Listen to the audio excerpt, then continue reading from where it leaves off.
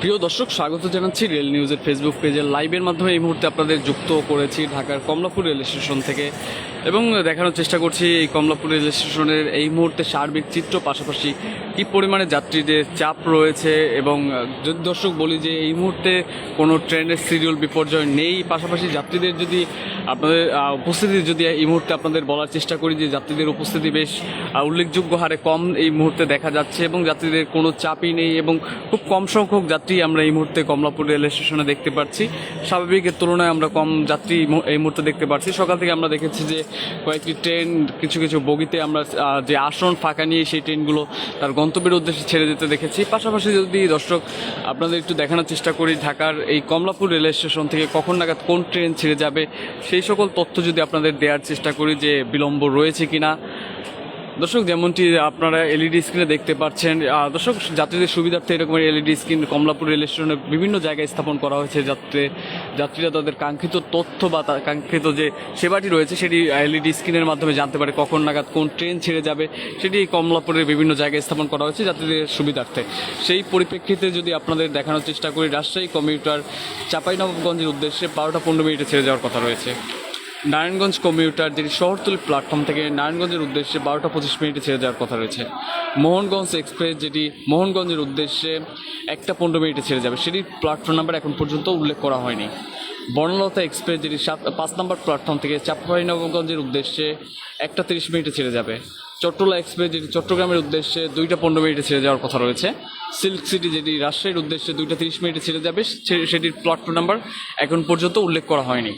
Narayanganj commutator যেটি শহরতলি platform থেকে নারায়ণগঞ্জের উদ্দেশ্যে 2টা 45 মিনিটে ছেড়ে যাওয়ার কথা রয়েছে। দর্শক, যদি এই মুহূর্তে বলি যে রাজশাহী কমিউটার সেটি এই মুহূর্তে সময় অতিবাহিত হয়েছে কিন্তু এখন পর্যন্ত প্ল্যাটফর্ম নাম্বার উল্লেখ করা হয়নি, সুতরাং এটি হয়তো আরও কিছুটা বিলম্ব হতে পারে। সুতরাং একটি ট্রেন বলা যায় যে শিডিউল বিপর্যয় রয়েছে, বাকি সব স্বাভাবিকই রয়েছে। দর্শক, যদি আপনাদের দেখায় যে যাত্রীদের কোনো এই মুহূর্তে কোনো চাপ নেই, বেশ স্বাভাবিক পর্যায়ে রয়েছে। যদি আপনাদের এন্ট্রি পয়েন্টে দেখাই, সেখানেও খুব কম সংখ্যক যাত্রী ধীরে ধীরে প্রবেশ করছে। এবং দর্শক, আপনাদের বলে রাখতে চাই যে শিডিউল বিপর্যয় না থাকার ফলে যাত্রীদের যেমন স্বস্তি তৈরি হয় এবং পাশাপাশি স্টেশনগুলোতেও জটলা থেকে স্বস্তি পায়। কেননা দর্শক, যদি আপনাদের বলে রাখি যে একসাথে যদি কয়েকটি ট্রেনের শিডিউল বিপর্যয় হয়, সেক্ষেত্রে সেই ট্রেনে ভ্রমণের উদ্দেশ্যে আগত যে সকল যাত্রী যারা রয়েছেন তারা একসাথে বিভিন্ন জায়গায় ঘুরপাক খায়, জড়িত হয় এবং স্টেশনের মধ্যেই তারা অবস্থান করে, যার ফলে দেখা যায় যে অধিক পরিমাণে একটি ট্রেনের যে পরিমাণ যাত্রী তারা স্টেশনের বিভিন্ন জায়গায় ঘুরপাক খায় এবং অন্য ট্রেনের যাত্রী। সুতরাং কয়েকটি ট্রেন শিডিউল বিপর্যয় হলে তখন দেখা যায় বিশৃঙ্খলা, পাশাপাশি জটলা এবং স্টেশনগুলোতে বাড়ে যাত্রী চাপ।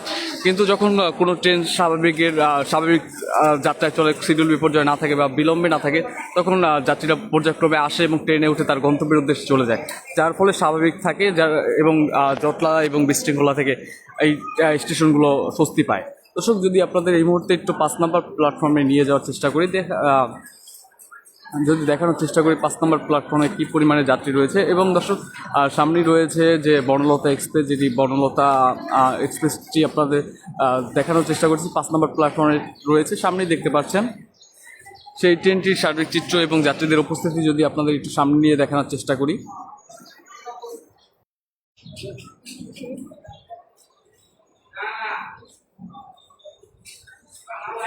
দর্শক, যেমনটি দেখছেন যে পুরো সামনেই রয়েছে 6 এবং 7 নম্বর প্ল্যাটফর্ম, সেখানেও খুবই কম সংখ্যক যাত্রী এই মুহূর্তে আপনারা দেখতে পাচ্ছেন। প্রথম সারির দিকে যে বসার স্থান রয়েছে সেখানে কিছু সংখ্যক যাত্রী।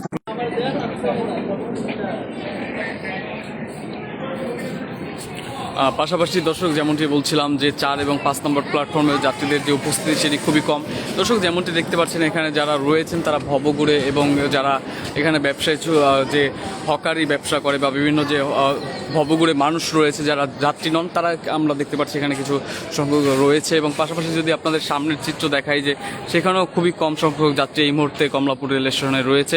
যেমনটি আপনাদের একটু জানিয়ে রাখতে চাই যে ঈদ যাত্রা শেষে এখন প্রায় যারা কর্মজীবী যারা রয়েছে তারা ইতিমধ্যেই বাড়ি ফিরেছেন, যার ফলে কমলাপুর রেল স্টেশনে যে যাত্রীর চাপ সেটি এই মুহূর্তে নেই। ঈদের পরবর্তী সময়ে খুব কম সংখ্যক যাত্রীরাই বাড়ি যাচ্ছেন এবং যেহেতু অফিস আদালত সব কিছু খুলে দেওয়ার ফলে ইতিমধ্যেই সবাই ঢাকা চলে এসেছেন, এর ফলে কমলাপুরে এই মুহূর্তে যাত্রীর চাপ আমরা কম দেখতে পাচ্ছি। গত পূর্বের দিনেও আমরা দেখেছি যে যাত্রীদের উপস্থিতি সেটি কম দেখা গিয়েছে।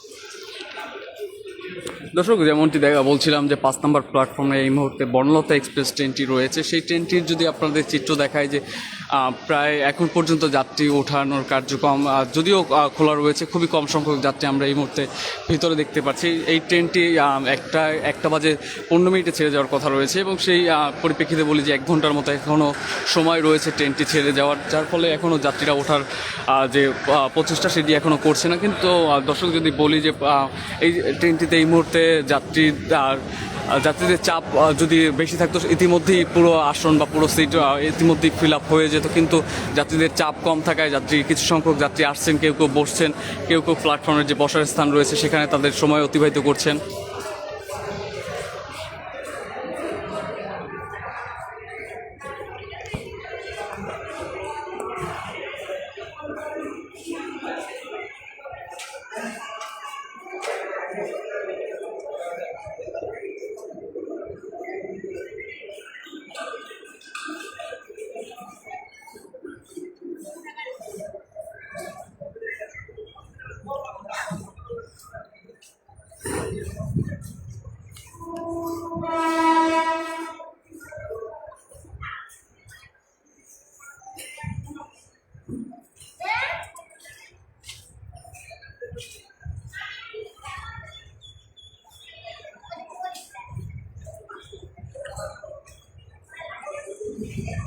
দর্শক, আপনাদের একটু জানিয়ে রাখতে চাই যে রেল ভিত্তিক আপনাদের যাতায়াতের সময় কোনো ধরনের সমস্যার সম্মুখীন হলে সেক্ষেত্রে আপনারা মুঠোফোনের মাধ্যমে যোগাযোগ করতে পারবেন অন 3 অন নাম্বার, এবং আপনাদের কাঙ্ক্ষিত অভিযোগ থেকে শুরু করে সকল ধরনের তথ্য আপনাদের মুঠোফোনের মাধ্যমে পেয়ে থাকবেন। পাশাপাশি আপনাদের বলে রাখি যে প্রতিটি রেল স্টেশনে বাংলাদেশ রেলওয়ে কর্তৃপক্ষ থেকে স্থাপন করা হয়েছে যে বাংলাদেশ রেলওয়ে তথ্য সেবা কেন্দ্র, পাশাপাশি পুলিশ, আরএনবি এই সকল চৌকি রয়েছে যেখানে যাত্রীদের যে সেবা সেটি প্রদান করা হয়। এবং সুতরাং এবং পাশাপাশি দর্শক, আপনাদের বলে রাখতে চাই যে ঢাকার বিমানবন্দর, কমলাপুর এবং পাশাপাশি বেশ অনেকগুলো স্টেশন আমরা দেখেছি ইতিমধ্যেই যে ফ্রি ওয়াইফাই আওতায় আনা হয়েছে।